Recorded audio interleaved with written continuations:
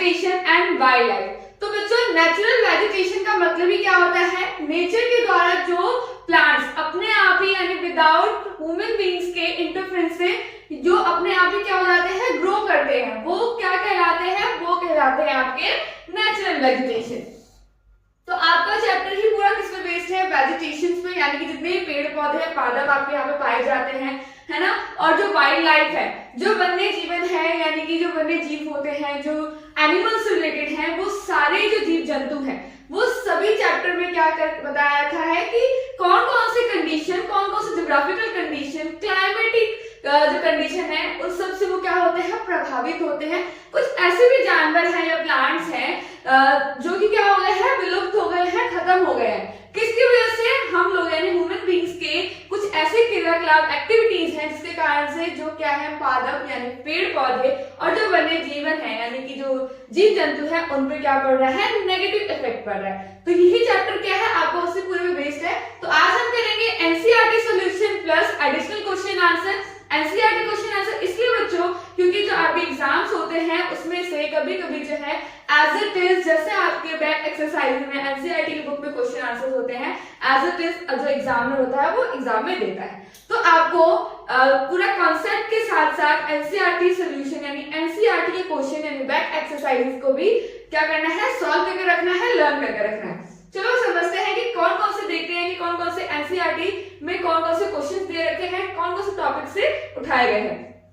तो दो इमेजेस लिए हैं मैंने, ये स्नोफॉल जहाँ पे क्या होता है, स्नो लिपार्ड है और क्या है, ट्रॉपिकल डिसीजेस फॉरेस्ट है। तो कुछ हम क्या करेंगे, नेचुरल वेजिटेशन देखेंगे और कुछ क्या देखेंगे, वाइल्ड लाइफ के बारे में जानेंगे। कौन कौन से एक्ट बनाए गए हैं गवर्नमेंट के थ्रू भी, कौन कौन से जो है कदम उठाए गए हैं जिससे हम पेड़ पौधों के साथ साथ जो जीव जंतु हैं उनको भी हम क्या करके रख सके, प्रोटेक्ट करके रख सके। ओके, तो चलो स्टार्ट करते हैं, चैप्टर देखते हैं। क्वेश्चन नंबर 1 आपका क्या है बुक का।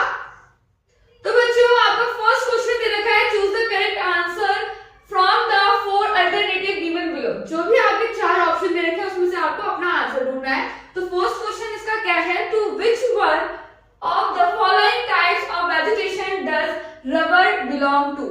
यानी कि जो रबर है ना, एक ठीक है, आप लोगों को याद होगा तो एक कमर्शियल क्रॉप। तो ये जो क्रॉप है बच्चों, ये कौन सी वेजिटेशन, कौन से नेचुरल वेजिटेशन में से बिलोंग करता है। आपको ऑप्शन है टुंड्रा, फिर हिमालयन या टेडर या फिर ट्रॉपिकल एवरग्रीन। तो बच्चों जो रबर है, जो रबर का प्रोडक्शन होता है वो कौन से वेजिटेशन से, कौन से वेजिटेशन के टाइप से बिलोंग करता है। तो इसका आंसर होगा आपका ट्रॉपिकल एवरग्रीन। तो आपका आंसर क्या हो जाएगा, ट्रॉपिकल एवरग्रीन को अपनी बुक में आंसर कर लीजिए, टिक कर लीजिए। चलिए नेक्स्ट देखिए कि चलो नेक्स्ट है किनकौना यानी सिंचोना जो है वो trees are found in areas of rainfall more then.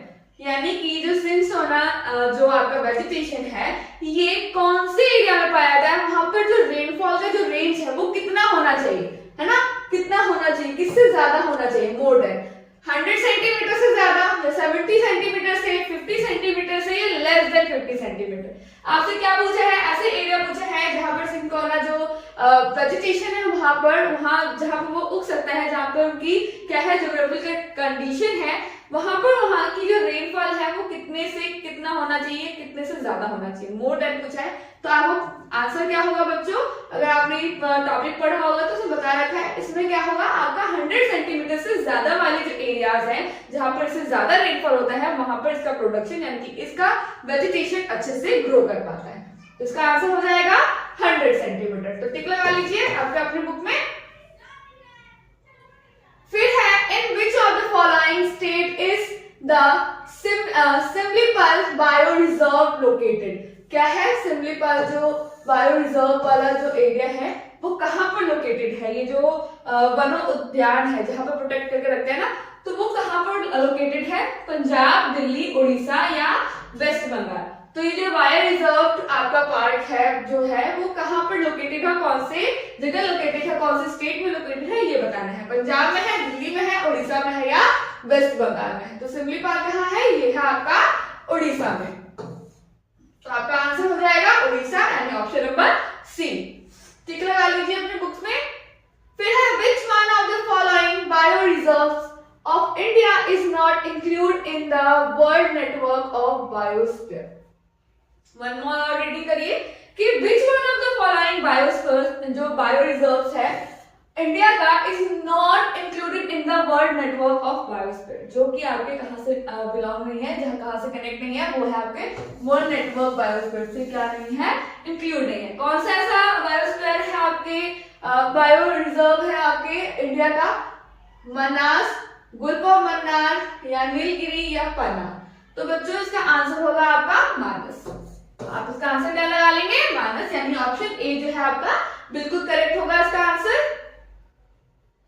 फिर है आपको क्वेश्चन आंसर दे रखा है, ब्रीफली इसको क्या करना है, ब्रीफ करना है आंसर को। तो क्या क्वेश्चन है? Answer the following question briefly. तो first question is what is bio reserve? Bio reserve क्या होता है? वो उद्यान या फिर वो जगह जहां पर प्लांट्स और एनिमल्स को क्या कर सकते हैं, हम प्रोटेक्ट कर सकते हैं। वो जगह क्या होता है, गवर्नमेंट के थ्रू रिजर्व किया जाता है कि वहां पर भाई कोई भी जो लोग हैं वहां नहीं जाएंगे, ना वहां शिकार करेंगे, ना उस चीज को लेंगे। तो वो क्या है, कौन सी जगह है, किसे बोलते हैं, इसका हमें आंसर देना है। गिव टू एग्जांपल देना है, ठीक है।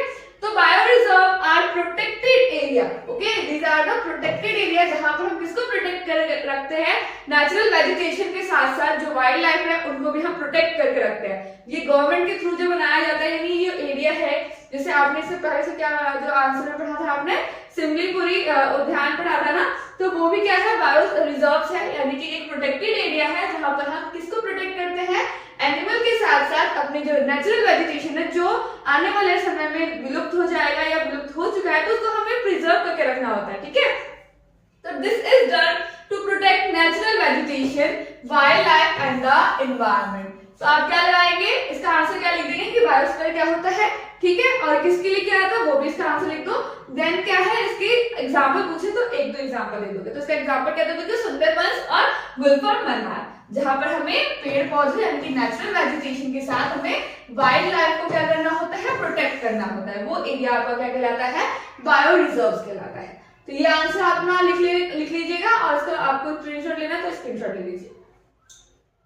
चलो नेक्स्ट देखो, नेक्स्ट पूछा है, दो एनिमल्स पूछे हैं कौन से हैबिटेट के, tropical and mountain type of vegetation. In vegetation में जो भी एनिमल्स होते हैं उनके नाम बता दीजिए। तो फटाफट से देख लो, ट्रॉपिकल का क्या हो जाएगा, टाइगर एंड एलिफेंट, है ना। टाइगर एंड एलिफेंट जो है ट्रॉपिकल वाले में पाया जाता है, ट्रॉपिकल वेजिटेशन में। और माउंटेन में कौन से पाया जाता है, स्नो लियोपार्ड, है ना। जैसे देखने में भी अच्छा लग रहा है ना आपको, स्नो होता है वहां पर, कौन होता है, स्नो लियोपार्ड, ओके, लेपर्ड।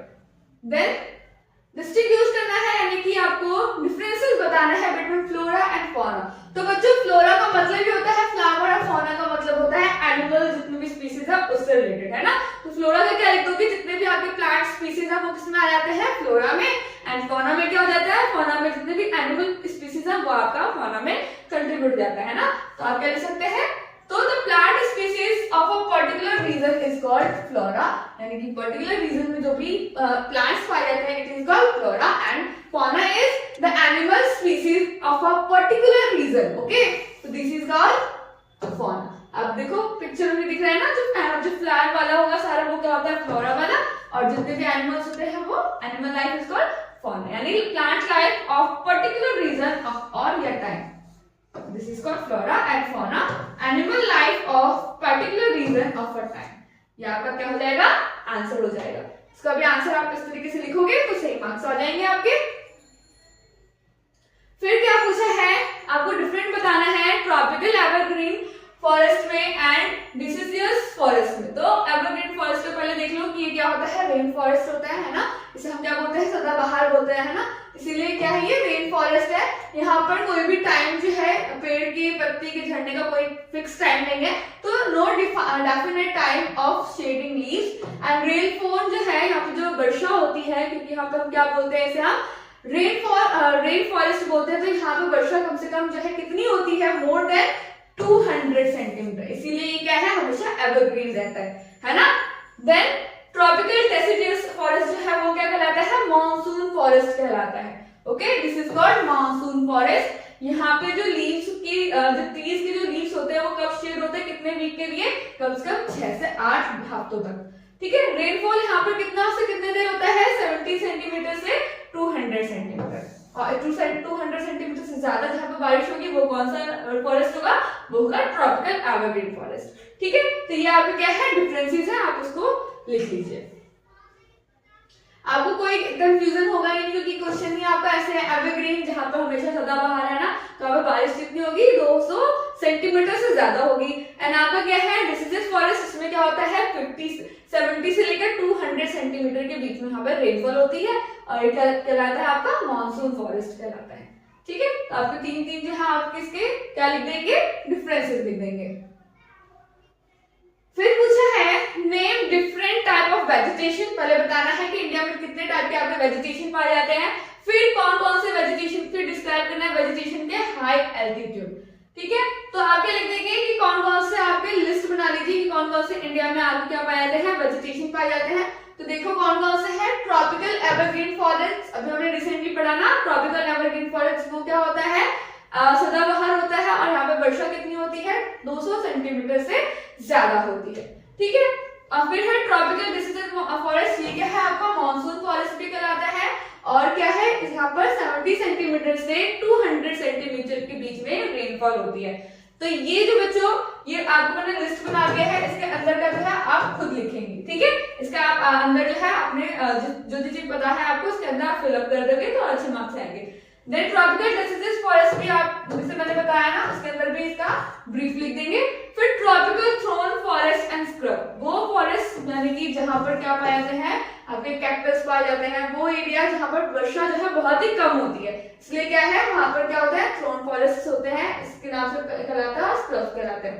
फिर mountain forest and mangrove forest, ये क्या है आपके टाइप्स ऑफ फॉरेस्ट यानी टाइप्स ऑफ वेजिटेशन है जो कि आपके इंडिया में पाए जाते हैं। फिर आपसे पूछा है कुछ ब्रीफ बताना है वेजिटेशन के हाई एल्टीट्यूड का, तो कैरेक्टरिस्टिक्स बताएंगे ना कि कौन से वेजिटेशन का हाई एल्टीट्यूड होता है। तो then alpine vegetation found in altitude above 3600 metre. ठीक है, जहां पर इतना अबव जहां एल्टीट्यूड होगा वहां पर क्या पाए जाते हैं आपके अल्पाइन वेजिटेशन पाए जाते हैं। फिर ट्रीज इन दीज एरियाज, यहाँ पे जो एरियाज इन एरियाज में जो ट्रीज होते हैं वो आपके जुनिपर्स, विर्चीज एंड पाइन्स होते हैं। तो इसका आंसर हो जाएगा कुछ कैरेक्टरिस्टिक्स में आप ये दोनों भी ऐड कर सकते हैं, तो ये आप इसका ऐसे आंसर लिखोगे। फिर है quite a few species of plant and animal endangered in India, ऐसे कौन कौन से जो आपके प्लांट्स हैं एनिमल्स हैं जो क्या हो रहे हैं खत्म होते जा रहे हैं डेंजर में। क्यों है, क्योंकि यहाँ पर क्या है बच्चों बहुत ज्यादा पॉपुलेशन क्या हो रही है हमारी दिन में दिन इंक्रीज होती जा रही है, जिससे जो जानवर के रहने वाली जगह वहां भी क्या हो रहे हैं इन पॉपुलेशन है, तो उनकी भी जगह क्या हो रही है बच्चों, जो जानवर की जगह वहां से हटके वहां पे अपना क्या बना लेते हैं घर बना लेते हैं, है ना। तो वहां पे जो है जो एरिया एनिमल्स का होना चाहिए उनको सफिशिएंट एरिया नहीं मिल पा रहा, और जो वेजिटेशन है अगर हमें घर बनाना है तब हमें पूरा जो इलाका है वो क्या करना होगा साफ रखना होगा, यानी कि जो पेड़ पौधे होंगे जो वेजिटेशन होंगे उन्हें भी क्या करना होगा कट करना होगा। तो फर्स्ट इज की ओवर पॉपुलेशन यानी कि जो इंक्रीजमेंट है पॉपुलेशन का, इसकी वजह से जो है प्लांट और एनिमल क्या हो रहे हैं इंडेंजर्स हो रहे हैं। फिर क्या है पॉल्यूशन, पॉल्यूशन भी क्या है दिन ब दिन अगर पॉपुलेशन ज्यादा होगा तो साथ ही साथ जहाँ पे इंसान रह रहा है ह्यूमन बींग्स रहते हैं वहां पे क्या होगा आपको पॉपुलेशन भी क्या होता है बच्चों वो इंक्रीज होता रहता है डे बाय डे। तो पॉपुलेशन की वजह से भी क्या होता है जो एनिमल है जो आपके पेड़ पौधे हैं वेजिटेशन है नेचुरली जो अपने आप ग्रो करते हैं वो सब भी क्या हो रहे हैं बच्चों डिक्रीज होते हैं और इन डेंजर्स में चले जाते हैं। फिर क्या है आपका डिफॉरेस्टेशन, जैसे मैंने बताया पॉपुलेशन होगा तो जो पेड़ पौधे होंगे हमें क्या करना होगा कट करना पड़ेगा ना वहां पर अपने रहने के लिए। तो जो ज्यादा से ज्यादा हम एक के साथ बहुत सारे पेड़ काट देते हैं तो वो भी क्या है आपका डिफॉरेस्टेशन है, पेड़ों को काटना, क्योंकि हम क्या है ह्यूमन बींग्स है अपनी जरूरतों के लिए हम अपने जो नेचुरल रिसोर्सेज है उनका हम क्या करते हैं एक्सप्लोटेशन करते हैं वायलेशन करते हैं। तो डिफॉरेस्टेशन की वजह से भी जो नेचुरल एनिमल्स है एंड जो नेचुरल वेजिटेशन है उन पे बुरा प्रभाव पड़ता है। फिर है हंटिंग बाय पर्चेस, जो जिन लोगों को शिकार का बहुत शौक होता है वो क्या करते हैं बड़े बड़े एनिमल्स और जो छोटे छोटे जो प्यारे प्यारे जो एनिमल्स होते हैं उनको क्या करते हैं हंटिंग करते हैं। तो इसकी वजह से भी क्या है कि जो एनिमल्स की जो स्पीसीज हैं वो भी धीरे धीरे खत्म होते हुए आपको दिखते हैं। तो कुछ आप क्या लिख दोगे अगर आपको और ऐड करना है और ऐड ऑन कर सकते हैं इसको आप जो है जो मैंने बताया है उसको आप क्या कर दोगे इसमें ब्रीफ कर दोगे, ठीक है। तो ये आपके क्या है, कुछ रीजंस हैं, मोस्ट इंपॉर्टेंट रीजन है जिनकी वजह से जो प्लांट के और एनिमल के जो स्पीसीज हैं वो धीरे धीरे एंडेंजर होते जा रहे हैं। ओके बच्चों, तो इसका आंसर हो जाएगा, आप उसको और ब्रीफ करके लिखोगे। देखो, she I am hunting rabbits, है ना, वो क्या है, कुछ लोग जो है क्या करते हैं, बार बार हंटिंग करने का उनको बहुत ज्यादा क्या होता है, उनकी हैबिट होती है। हंटिंग की वजह से जो है बहुत सारे एनिमल्स, बहुत सारे वेजिटेशंस क्या होता है, उनकी स्पीसीज धीरे धीरे खत्म हो जाती है। तो उसी को प्रोटेक्ट करने के लिए गवर्नमेंट ने भी बहुत सारे क्या बनाए हैं, बायो रिजर्व बनाए हैं, जिसमें आपको क्या देखने को मिलेंगे, डिफरेंट टाइप के, डिफरेंट स्पीसीज के आपको प्लांट्स, एनिमल्स भी वहां पे देखने को मिलते हैं। लेकिन वहां पर जाना क्या होता है, इतना पॉसिबल नहीं है, और एक तो वहां पे रिस्ट्रिक्शंस होती हैं, ठीक है, ताकि उन लोगों के जो जीवन है, यानी जो पेड़ पौधे हैं, जो वहां के जो स्पीसीज हैं एनिमल्स के, वो क्या हो सके, प्रोटेक्ट रह सके। चलो नेक्स्ट देखो, Why has India a rich heritage of flora and fauna? यानी इंडिया में आपको इतने टाइप के स्पीसीज जो है फ्लोरा यानी प्लांट्स के मिल जाएंगे, और किसके मिल जाएंगे, आपको एनिमल्स के मिल जाएंगे। तो ऐसा क्यों है, क्योंकि बच्चों यहाँ पर जो है डाइवर्स रिलीफ आपको देखने को मिलेगा, है ना, रिलीफ फीचर्स आपको देखने को मिलते हैं आपकी कंट्री में। और यहाँ पे क्या है, डिफरेंट टाइप के सॉइल्स है, जहाँ पर जो है अलग अलग टाइप के आपको बहुत सारे वेजिटेशन देखने को मिल जाएंगे, क्योंकि वहाँ पे जिस वेजिटेशन को जो जिस भी न्यूट्रिशन की जरूरत होती है वो अलग अलग टाइप के सॉइल में अवेलेबल होती है। तो उसके कारण जो है आपको इंडिया में बहुत सारे फ्लोरा यानी कि बहुत सारे प्लांट की स्पीसीज आपको देखने को मिलते हैं। फिर क्या है, एक climatic condition, favourable climatic condition है, जिसके कारण यहाँ पर एनिमल्स के साथ साथ आपके जो नेचुरल वेजिटेशन है वो भी आपको डिफरेंट स्पीसीज के देखने को मिलते हैं। तो वही है, फ्लोरा मींस फ्लावर समझ लो और फौना मींस एनिमल समझ लो, ठीक है। तो आपको कंफ्यूज नहीं होगा फ्लोरा फौना में। तो फ्लोरा जो है plant life of a particular region of time, fauna क्या हो जाएगा, एनिमल लाइफ और पर्टिकुलर रीजन और टाइम, ठीक है। तो फ्लोरा और फौना में आपको कंफ्यूज नहीं होना है। तो इस तरीके से आप इसका आंसर लिख लो, उसका स्क्रीनशॉट लेना बेशक। चलो नेक्स्ट है, इसके बाद बच्चों ये सारे जो क्वेश्चन थे आपके 6 क्वेश्चन, ये सारे आपके एनसीईआरटी के क्वेश्चन आंसर थे, बुक के थे, बैक एक्सरसाइजेस थे।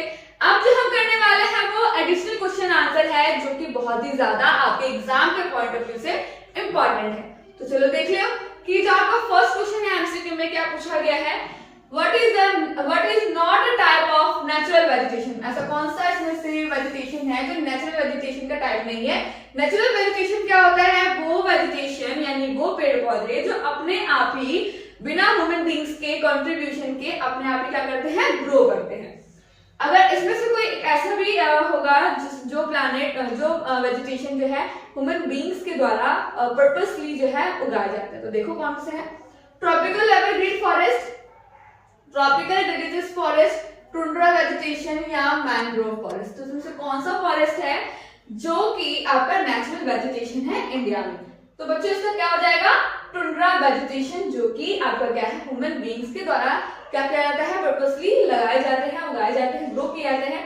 तो आपका क्या हो जाएगा इसमें आपका ऑप्शन नंबर सी आपका सही हो जाएगा, यानी टुंड्रा वेजिटेशन, ठीक है बच्चों।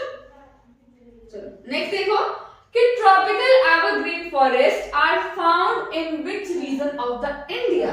यानी कि जो ट्रॉपिकल एवरग्रीन फॉरेस्ट है जो कि सदाबहार है ना, सदाबहार से हम क्या बोलते हैं, एक और नाम से जानते हैं, जल्दी से मुझे कमेंट कर दीजिए कि आपको पता है कि ट्रॉपिकल एवरग्रीन फॉरेस्ट को हम क्या कहते हैं, और यहाँ की जो रेनफॉल जो रेंज है वो कितनी होनी चाहिए, मोर देन 200 सेंटीमीटर।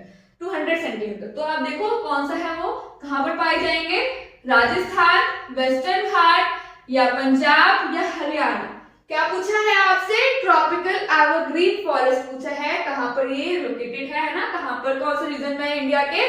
तो फिर से देखो, राजस्थान में या वेस्टर्न घाट में, है ना, यानी कि जो इस साइड वाले जो घाट्स हैं उस वाले घाट में, या फिर पंजाब में या फिर हरियाणा में।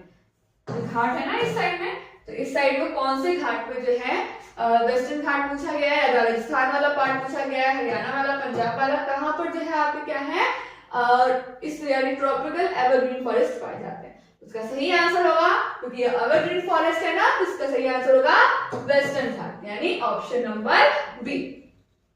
इसका आंसर क्या हो जाएगा, वेस्टर्न घाट हो जाएगा।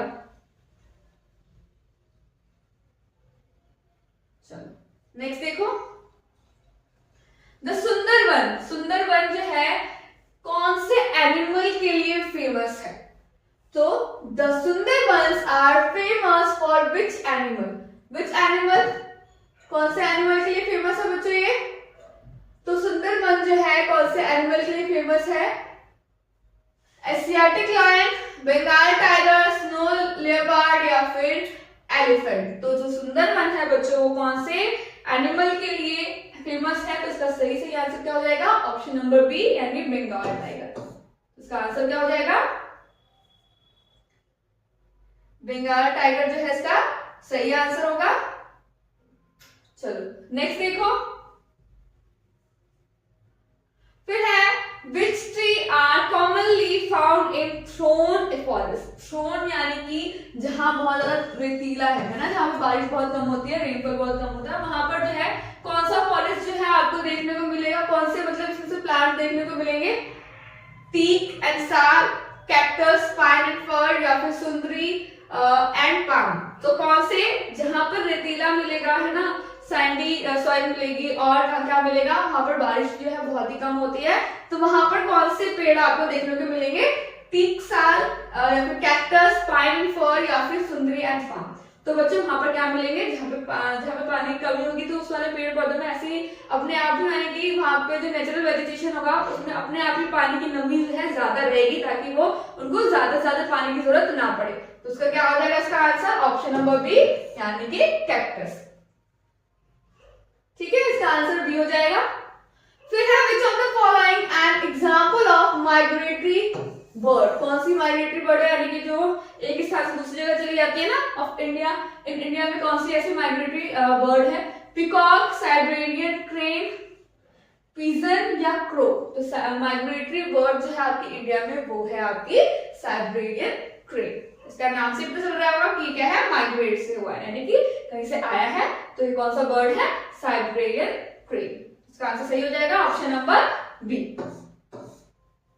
चलो नेक्स्ट है वेरी शॉर्ट की मेन क्वेश्चन आपसे यही पूछ लिया गया वेरी शॉर्ट में कि व्हाट इज नेचुरल वेजिटेशन। तो मैंने एक डेफिनेशन बताई थी, वो पेड़ पौधे है ना, आप उसको खुद बताएंगे कि वो पेड़ पौधे जो बिना किसी ह्यूमन बीइंग्स के इंटरफेयर के अपने आप ग्रो करते हैं नेचुरली, तो वो क्या है आपके नेचुरल वेजिटेशन। तो इसका आंसर किस तरीके से लिखोगे? तो इसका आंसर लिखोगे आप natural vegetation refers to plant that grow naturally without human interference. ठीक है, तो आप इसका आंसर इस तरीके से लिख सकते हैं। फिर है name the two factor of influence the type of vegetation. ऐसे कौन कौन से फैक्टर हैं जो कि वेजिटेशन के यानी टाइप ऑफ वेजिटेशन है उसको इन्फ्लुएंस करता है? ठीक है, कौन कौन से फैक्टर्स है? तो कौन कौन से होने चाहिए? तो पहले तो सोइल हो जाएगा है ना, एंड क्लाइमेट हो जाएगा। क्लाइमेट से भी पता चलता है, क्लाइमेट से भी जो टाइप ऑफ वेजिटेशन है वो चेंज होगा, एंड सॉइल से भी। तो आपका दो आंसर क्या हो जाएगा? Climate and vegetation. फिर है what is another name of for tropical deciduous forest? तो ट्रॉपिकल डिसिडियस फॉरेस्ट में तो बच्चों उसको क्या बोलते हैं? इससे हम बोलते हैं, जैसे आपने डिफरेंसेस देखा था ना एनसीईआरटी क्वेश्चन आंसर जो मैंने सॉल्व किया था उसमें क्या था आपने पढ़ा होगा, तो मॉनसून फॉरेस्ट हम किसे बोलते हैं? डिसिडियस फॉरेस्ट को बोलते हैं। ठीक है, फिर है name any trees found in tropical evergreen forest. तो ट्रॉपिकल एवरग्रीन फॉरेस्ट में पाए जाते हैं उस किसी एक ट्री का नाम बता दो। तो क्या होगा? Ebony and rosewood. इसका आंसर क्या हो जाएगा? Ebony and rosewood. इसका आंसर लिख लीजिएगा कि ट्रॉपिकल एवरग्रीन फॉरेस्ट के कौन से ट्रीज पाए जाते हैं।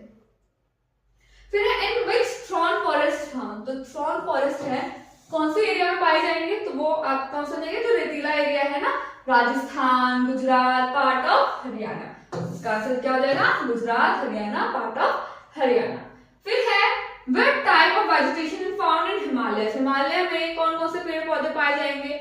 जहां पर वहां पे जो क्लाइमेटिक कैसे होती है वो स्नोफॉल वाली होती है ना, तो वहां पर जो है किस तरीके से वेजिटेशन होगी? उन्हीं तरीके से वेजिटेशन होगी, तो उसका अल्पाइन एंड कॉनिफरस वेजिटेशन। तो इसका आ जाएगा ठीक है बच्चों। फिर है आपका शॉर्ट क्वेश्चन आंसर कि एक्सप्लेन करना है आपको तीन फैक्टर जो कि किसी भी नेचुरल वेजिटेशन के ग्रोथ को क्या करता है? इन्फ्लुएंस करता है और उसको चेंजेस करता है ना। तो आप कौन कौन से रिस्पॉन्सिबल फैक्टर है? क्लाइमेट जैसे आपने वेरी शॉर्ट में पढ़ लिया, सॉइल और एल्टीट्यूड। तो टेम्परेचर की वजह से वहां पर रेनफॉल की जो नमी है वो ज्यादा होगी या कम होगी, उसकी वजह से क्या करता है वहां के वेजिटेशन के टाइप को अफेक्ट करता है। तो आप ये लिख देंगे। देन सॉइल, सॉइल भी क्या है, एक तरह का मेन फैक्टर है जहां पर जिस सॉइल में अगर कोई वेजिटेशन है, ठीक है, सपोज आपका क्या कैक्टस, तो कैक्टस जो है वो कहां पर उगेगा, जहां पर जो है जहां की मिट्टी कैसी होगी, सैंडी सॉइल होगी, है ना, जो रेतीली मिट्टी होगी। तो क्या है आपके जो सॉइल है, जो मिट्टी है कि मिट्टी जो है वो नेचुरल वेजिटेशन के टाइप को क्या करती है, अफेक्ट करती है। ठीक है, जैसे कि जैसे आपको कमर्शियल क्रॉप में ले लो कॉटन, तो कॉटन जो बच्चों वो कौन से आपके सॉइल में होती है, एलुवियल या ब्लैक सॉइल में होती है। तो वहां पर जहां पर ब्लैक सॉइल होगा वहीं पर वो क्या होगा, कॉटन के आप अच्छे से क्या कर सकते हो, उस वेजिटेशन को ग्रो करवा सकते हो। तो क्या करता है, सॉइल भी बहुत ज्यादा इंपॉर्टेंट रोल निभाता है किसी भी डिफरेंट प्लांट को ग्रो करने के लिए। तो आप इस तरह का आंसर लिख दोगे, और भी आप एग्जांपल लिख सकते हैं। मैंने इसमें मेंशन किया है cactus in sandy soil. Then altitude, altitude भी क्या है, वेजिटेशन जो है अकॉर्डिंग टू हाइट, है ना, वो भी क्या होता है, चेंज होता है। लाइक ट्रॉपिकल एट लो, जो लो एल्टीट्यूड होगा वहां पर ट्रॉपिकल पाए जाएंगे। अल्पाइन यानी कि अगर आपने देखा ना जो हिमालय में जो वेजिटेशन होता है, एग्जांपल आपने दिया था अल्पाइन, तो अल्पाइन क्या है, हाई एल्टीट्यूड वाले एरिया में कौन से वेजिटेशन होंगे, अल्पाइन टाइप के। तो यानी कि एल्टीट्यूड के यानी कि हाई एंड लो एल्टीट्यूड भी जो है क्या करता है, वेजिटेशन के टाइप को अफेक्ट करता है। तो इस तरीके से आप इसका आंसर लिखोगे। फिर है डिफरेंट बताना है ट्रॉपिकल एवरग्रीन और ट्रॉपिकल डिसीजेस। अभी हमने इसके एनसीईआरटी सॉल्यूशन में देखा, तो समझ लो ये क्वेश्चन बहुत ही ज्यादा क्या है, इंपॉर्टेंट है। तो बच्चों क्या लिखोगे आप, एक तरफ से लिख दोगे कि कौन सा है, tropical evergreen and tropical deciduous forest. तो उसमें लिखोगे कि रेनफॉल कितना होता है, बेसिक तो याद लिख दिया। रेनफॉल जो है वो कितना था ट्रॉपिकल एवरग्रीन में, मोर देन 200 सेंटीमीटर। और आपका डिसीडियस में क्या लिखोगे, 70 से कितना 200 सेंटीमीटर। फिर आप क्या लिखोगे, ट्रीज, कौन कौन से ट्रीज पाए जाते हैं, तो डेंस एवरग्रीन है ना, जो एवरग्रीन में पाए जाएंगे। तो ट्रॉपिकल डिसीडियस में shed leave in dry season, तो जो हमने क्या पढ़ा था, जो शेड लीव्स होते हैं, जो लीव शेड करते हैं वो 7 से 8 वीक के लिए करता है ना। इसमें क्या है, नो लिमिटेशन है ना, कोई भी लिमिट नहीं है इसमें, कब वो पेड़ के पत्तियों को झाड़ेगा, कब शेड करेगा, कब नहीं करेगा, इसमें कोई लिमिटेशन नहीं है। बट ये क्या है, 7 to 8 वीक्स में करता है। देन इसके एग्जांपल लिख दोगे, रोजवुड, इबोनी, उसमें टीक और साल।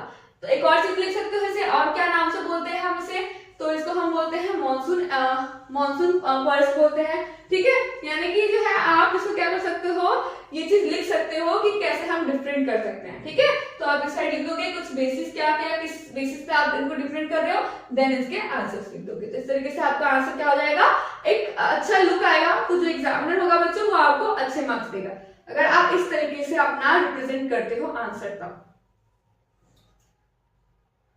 चलो नेक्स्ट है, right 3 characteristics of thorn forest. Thorn forest बताया था अजस्टर्ब से, वो फॉरेस्ट जहां पर जो है क्या होगा, एल्टीट्यूड कैसे होगा और जो है मिट्टी कैसे होगी, सैंडी मिट्टी होगी, जो क्या कहां पर है आपका राजस्थान, हाँ, कुछ पार्ट जो है आपके हरियाणा के और कुछ पार्ट जो है आपके गुजरात के। तो देख लो कौन से होगा, कम से कम ड्राई रीजन होगा ये, लेस देन 70 सेंटीमीटर रेनफॉल होगा। ठीक है, जहां पर इतना कम, जहां वर्षा होगी वहीं पे क्या होगा, थ्रोन फॉरेस्ट और स्क्रब आपको देखने को मिलेगा।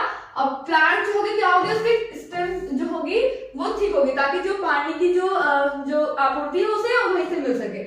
थ्रोन टू कंजर्व वाटर, क्योंकि जो ये होते हैं थ्रोन फॉरेस्ट जो होते हैं, थ्रोन जो ट्रीज होते हैं वो अपने आप में वाटर को कंजर्व करके रखता है। ठीक है, common trees are cactus and date palm. तो ये आपका इसका आंसर हो जाएगा। फिर है, why is wildlife important for us. अच्छा, जैसे वेजिटेशन हमारे लिए इंपॉर्टेंट है, वैसे हमारे लिए कौन इंपॉर्टेंट है, वाइल्ड लाइफ भी इंपॉर्टेंट है। क्योंकि ये सारी चीजें, हर छोटी छोटी चीज, ठीक है, हर बड़ी से बड़ी चीज हमारे जो पूरे एनवायरनमेंट में वो सारी इंपॉर्टेंट है, क्योंकि हर एक जीव जंतु या पेड़ पौधे सभी एक दूसरे पर क्या है, इंटरडिपेंड है। अगर कोई एक भी क्या हो गया, बहुत हट गया, यानी कि उसकी संख्या कम हो गई, वो एकदम विलुप्त हो गया, तो क्या होगा, पूरा जो एनवायरनमेंट है, जो हमारा बायोसिस्टम है, वो भी क्या हो जाएगा, पूरा बिखर जाएगा। तो क्या है, हमारे लिए वाइल्ड लाइफ जैसे हमारे लिए वेजिटेशन इंपॉर्टेंट, जैसे ह्यूमन बीइंग्स इंपॉर्टेंट है, उसी तरीके से बच्चों वाइल्ड लाइफ की जो स्पीसीज है वो हमारे लिए बहुत ही ज्यादा इंपॉर्टेंट रोल निभाता है। तो आप कैसे लिखेंगे इसका आंसर, क्योंकि इकोलॉजिकल बैलेंस को मेंटेन करता है वाइल्ड लाइफ, ठीक है, चाहे वो बड़ा से बड़ा स्पीसीज हो, बहुत छोटे छोटे जानवर हो, ठीक है, वो सारी चीजें जो है हमारे इकोनॉमिक जो सिस्टम है, जो हमारा इकोलॉजिकल सिस्टम है, उन सबको मेंटेन करके रख सकता है। और जो प्रोवाइड हमें इकोनॉमिक वैल्यू, यानी कि जो इकोनॉमिक वैल्यू से हम क्या करते हैं, वाइल्ड लाइफ से हमें हनी, सिल्क और बहुत सारे वो ये सब चीजें हमें किससे मिलती है, वो सारी चीजें हमें एनिमल से मिलती है, जो कि बहुत ही ज्यादा इंपॉर्टेंट है हमारे इकोनॉमिक सिस्टम के लिए भी। तो इसीलिए क्या है, हमारे इकोनॉमिक वैल्यू के लिए भी बहुत ज्यादा इंपॉर्टेंट है हमारा वाइल्ड लाइफ। वाइल्ड लाइफ जो है और क्या करता है, प्रमोट करता है टूरिज्म एंड नेचुरल ब्यूटी, जो कि क्या करता है, दूसरे वर्ल्ड यानी वर्ल्ड के दूसरी कंट्री से हमारी कंट्री को और अट्रैक्टिव बनाता है। तो इस तरीके से अपना आंसर लिखोगे और इसको आप मेंशन कर सकते हैं, क्योंकि शॉर्ट क्वेश्चन आंसर है, आप तब लिखोगे तो सफिशिएंट है। चलो सो बच्चों आज के लिए इतना ही। आई होप आप लोगों को ये चैप्टर बहुत इंटरेस्टिंग लगा होगा और अच्छा लगा होगा। सो लाइक करिए एंड अपने फ्रेंड्स के साथ शेयर कीजिए, ताकि वो एनसीईआरटी क्वेश्चन के साथ साथ एडिशनल क्वेश्चन आंसर भी कर सके और अपने एग्जाम की तैयारी साथ के साथ कर सके। Thank you for watching.